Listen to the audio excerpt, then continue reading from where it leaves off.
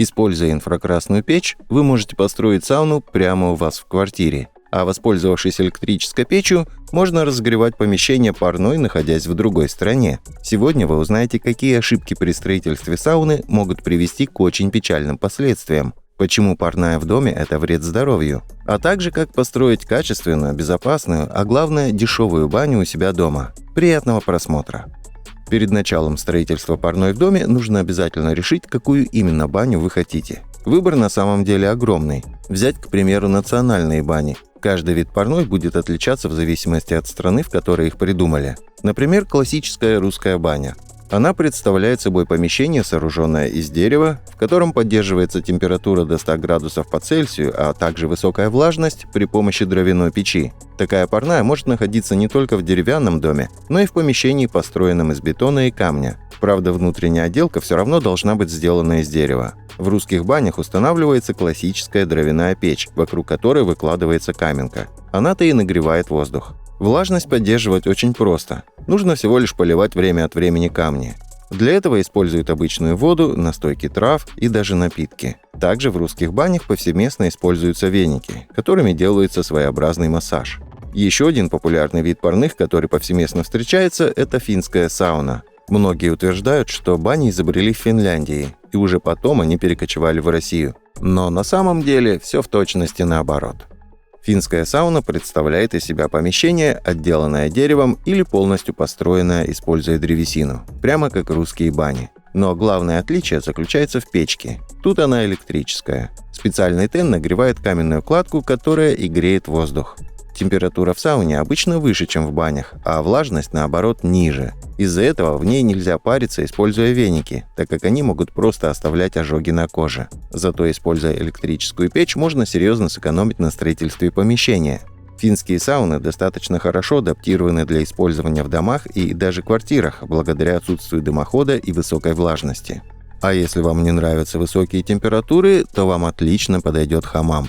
Это турецкие бани, в которых поддерживается температура в среднем около 50 градусов.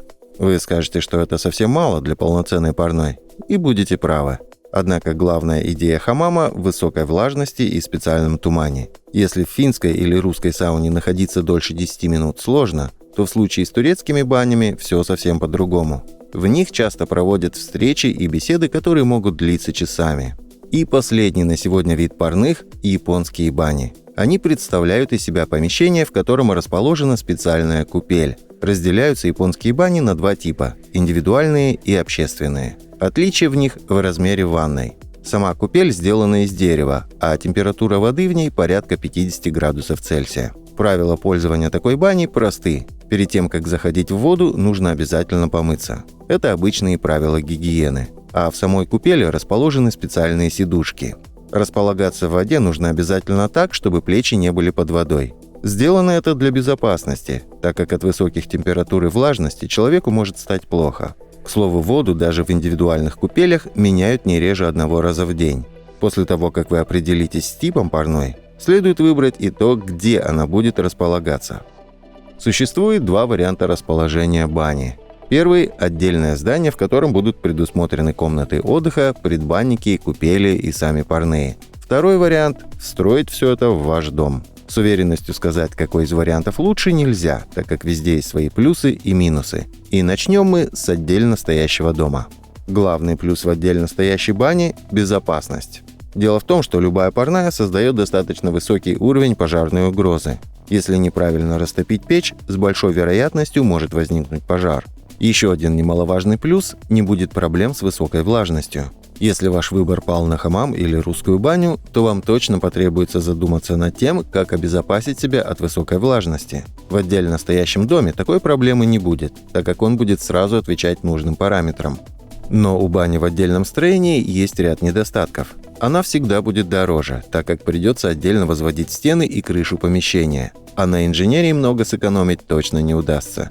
Еще один минус – зимой баней будет неудобно пользоваться, только если там не провести отопление, что также повысит затраты при строительстве. Печь в любом случае нужно будет растапливать, а делать это в теплом помещении дома легче, чем в промерзшей бане. Но и один из главных минусов – удобство. Куда лучше воспользоваться парилкой, в которой не придется идти через улицу в плохую погоду. А задаваясь вопросом о том, как построить баню, всегда стоит помнить о производственном объединении «Система». Компания занимается быстро возводимыми модульными зданиями и уже давно зарекомендовала себя как отличного подрядчика. На выбор предлагаются блок-модули самых разных типов, начиная от обычного офисного и заканчивая сложными техническими помещениями. При желании заказчика можно даже построить баню и сделать ее отдельным домом или встроенным помещением в готовое здание. Подробнее о ПО «Система» вы можете узнать по ссылке в описании.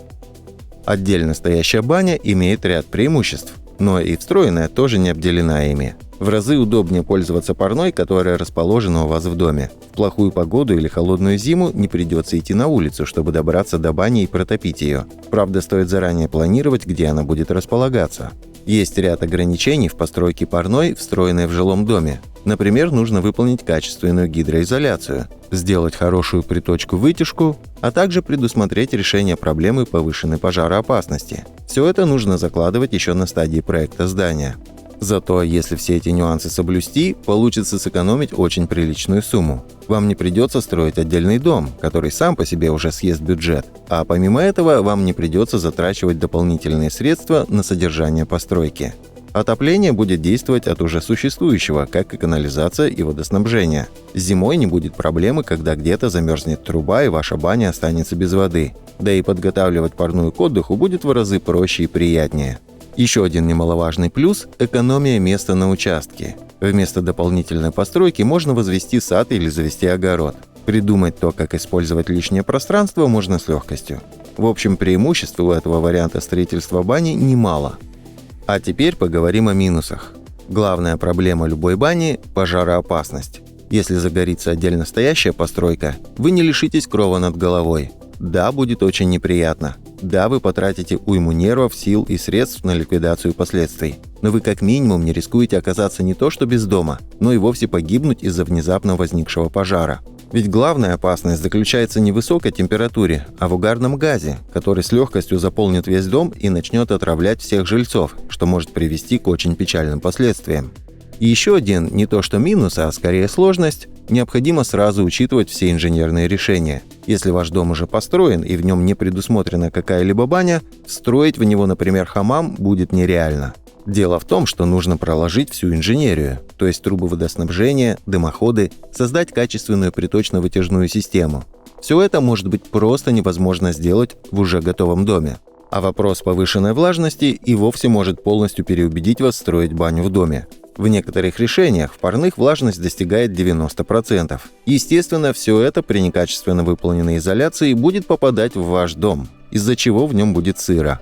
Помимо частых заболеваний жителей дома, вы рискуете получить на вашем полу, стенах и потолке грибок, который не только испортит ваш ремонт, но и сильно скажется на здоровье.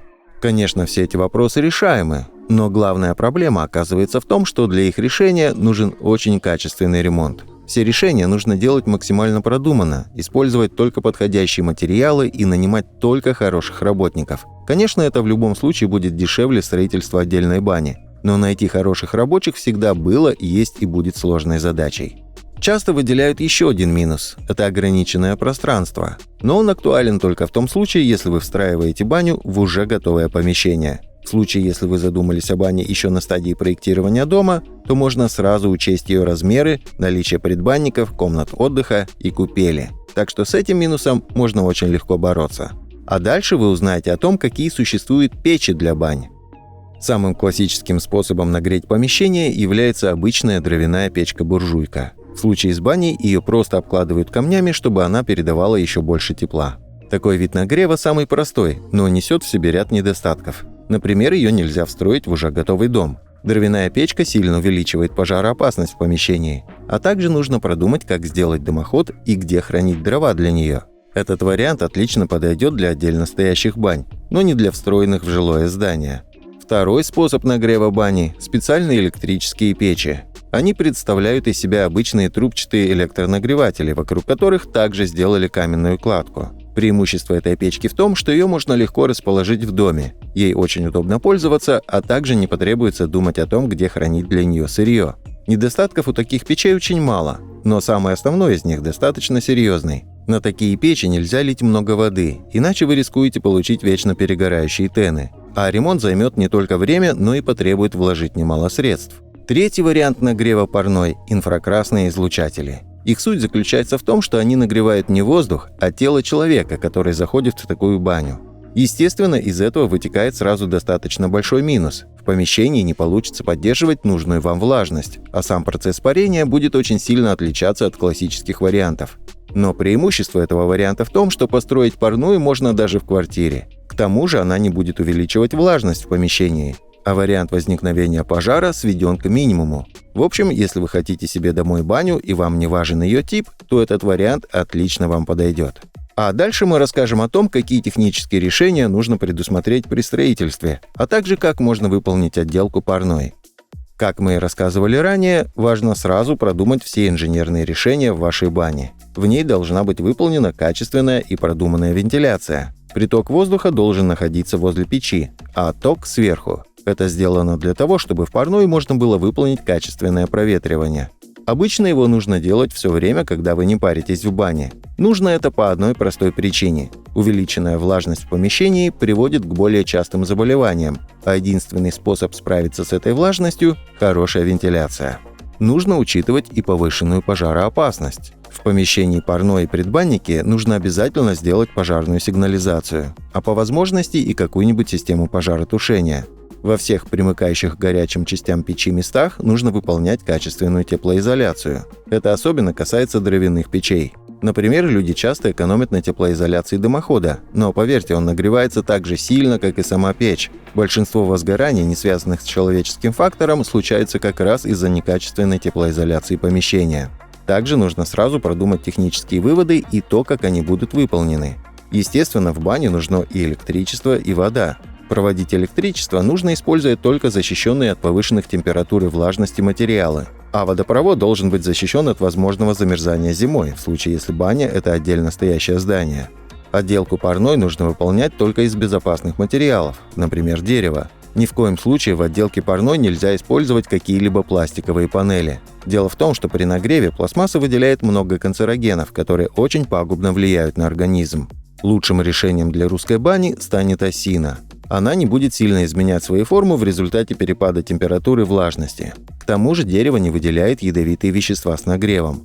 Еще один вариант безопасного материала – камень. К нему можно отнести кирпич, бетон, плитку. Все эти материалы не будут выделять вредные вещества с нагревом, а также они отлично справляются с высокой влажностью. А дальше вы узнаете, как можно сэкономить на постройке бани. Самым дешевым вариантом станет строительство парной с использованием инфракрасной печи. Дело в том, что такой вариант не потребует выполнять некоторые дорогостоящие работы, например, пароизоляцию, вентиляцию, не нужно ставить датчики пожарной безопасности. Потребуется только возвести коробку парной, куда встроить инфракрасные излучатели, и все. Ее даже можно разместить в небольшой квартире. Но если вы хотите что-то более классическое, то вам отлично подойдет финская сауна. В ней можно использовать электрическую печь, благодаря чему ее легко встроить в любой дом, а при желании и наличии свободного места можно встроить в квартиру. Но тут не получится сэкономить на пароизоляции. Ее нужно будет выполнить максимально качественно. Также нужно сделать какую-нибудь вентиляцию, чтобы в парной циркулировал воздух. В общем, это будет дороже, чем сделать инфракрасную баню, но не так дорого, как построить ее отдельно от дома. Ведь для нее потребуется возвести коробку дома, провести все инженерные вводы и выводы, сделать все то же самое, что и в парной в вашем доме, а затраты на ее содержание будут еще выше. Так что если у вас ограничен бюджет и вам важно пользоваться баней с комфортом круглый год, а не только летом, этот вариант вам, скорее всего, не подойдет. Сегодня вы еще больше узнали о банях, какие у них преимущества и недостатки, какие варианты могут подойти даже для квартиры, а для каких, возможно, потребуется возвести отдельный дом. Спасибо за просмотр.